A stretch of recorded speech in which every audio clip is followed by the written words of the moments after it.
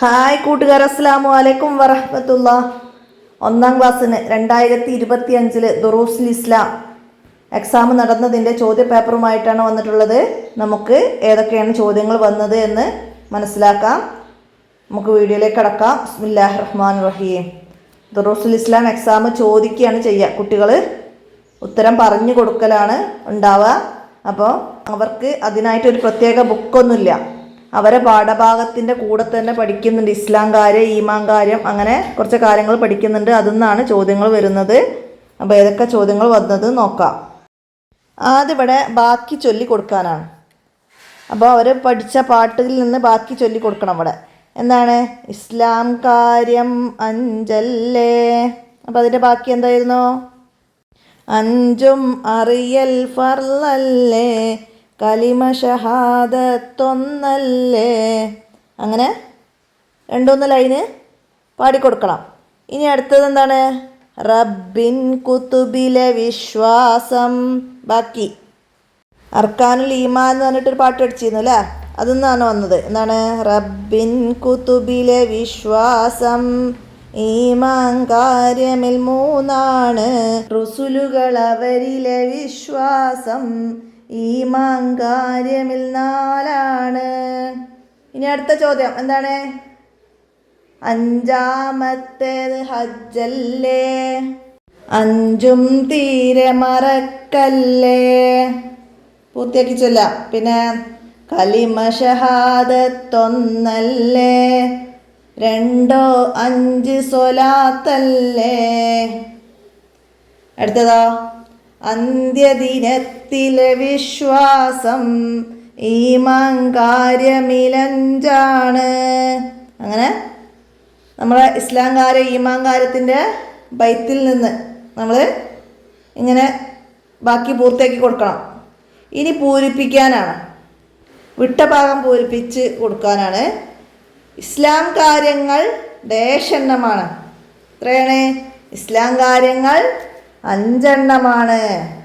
അപ്പോൾ ഇവിടെ ഞാൻ ചോദ്യം ചോദിക്കുമ്പോൾ പറഞ്ഞു കൊടുത്താൽ മതി. ഇനിയാ അഷ്ഹദു അന്ന ഡേഷ് റസൂലുള്ള, അഷ്ഹദു അന്ന മുഹമ്മദർ റസൂലുള്ള.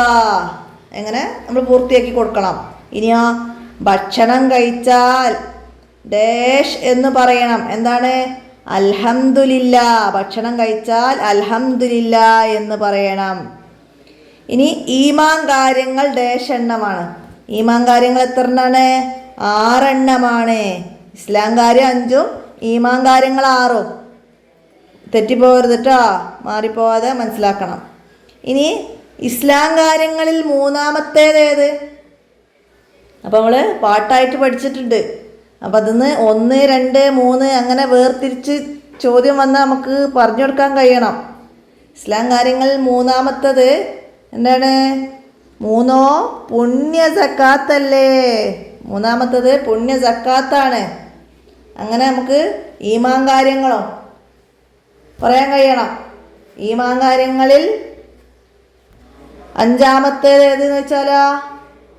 5-ാമത്തേത് അന്ത്യദിനത്തിലെ വിശ്വാസമാണ്. അന്ത്യദിനത്തിൽ വിശ്വസിക്കലാണ് 5-ാമത്തത്. 6-ാമത്തത് ഖദറിൽ വിശ്വസിക്കൽ, അള്ളാഹുവിൻ്റെ ഖദർ ഖലായിൽ വിശ്വസിക്കൽ. അങ്ങനെ ഓരോന്നും ചോദിച്ചാൽ നമുക്ക് പറയാൻ കഴിയണം. ഇനി ഉത്തരം പറയാനാണ്. ഒരാൾ സലാം പറഞ്ഞാൽ എങ്ങനെ സലാം അടക്കണം എന്നാണ്. സലാം പറയേണ്ടത് അസ്സലാമു അലൈക്കും അല്ലേ?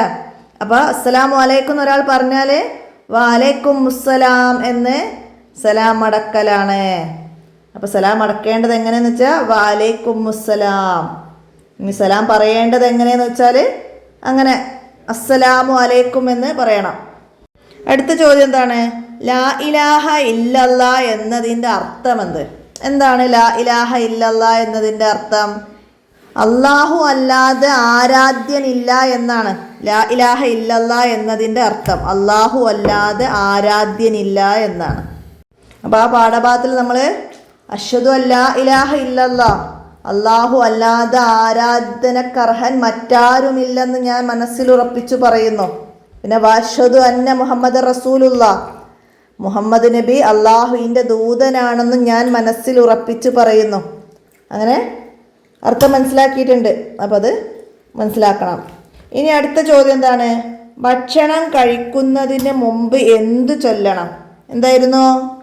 ഭക്ഷണം കഴിക്കുന്നതിന് മുമ്പ് ബിസ്മില്ലാഹിർ റഹ്മാനിർ റഹീം എന്ന് ചൊല്ലണം. കഴിച്ചു കഴിഞ്ഞാൽ അൽഹംദുലില്ലാ എന്ന് ചൊല്ലണം. ഇതൊക്കെ നമ്മൾ പഠിച്ചതാണ്. ഇനിയോ ഇസ്ലാം കാര്യങ്ങളിൽ നാലാമത്തേതേത്? അവിടെയും ചോദിച്ചു. ഇസ്ലാം കാര്യങ്ങളിൽ നാലാമത്തത് എന്താണ്? നാലാമത്തത് 4 റമളാൻ നോമ്പല്ലേ എന്നാണ് നമ്മൾ പാട്ട് പഠിച്ചത്. അപ്പോൾ റമളാൻ നോമ്പാണ് നാലാമത്തത്. ഇനി ചോദിക്കുന്നത് ഈമാൻ കാര്യങ്ങളിൽ രണ്ടാമത്തേതാണ്. ഈമാൻ കാര്യങ്ങളിൽ രണ്ടാമത്തേത് മലക്കുകളിൽ വിശ്വസിക്കലാണ്. മലക്കുകളിലെ വിശ്വാസം. അപ്പോൾ മലക്കുകളിൽ വിശ്വസിക്കലാണ് ഈമാൻ കാര്യങ്ങളിൽ രണ്ടാമത്തത്. അപ്പോൾ ഈമാൻ കാര്യം 6 എണ്ണം നമുക്ക് 1, 2, 3 അങ്ങനെ ഓർഡറിൽ എന്തായാലും പറയാൻ പഠിക്കണം. അപ്പോഴാണ് ഇങ്ങനെ വന്നാൽ നമുക്ക് പറഞ്ഞു കൊടുക്കാൻ കഴിയുള്ളൂ.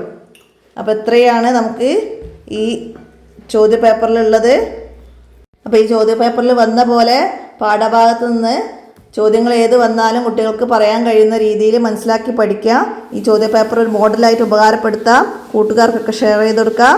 ഇന്നത്തെ ഈ വോയിസ് അവസാനിപ്പിക്കുകയാണ്. അസ്സലാമു അലൈക്കും വറഹ്മത്തുള്ളാഹി.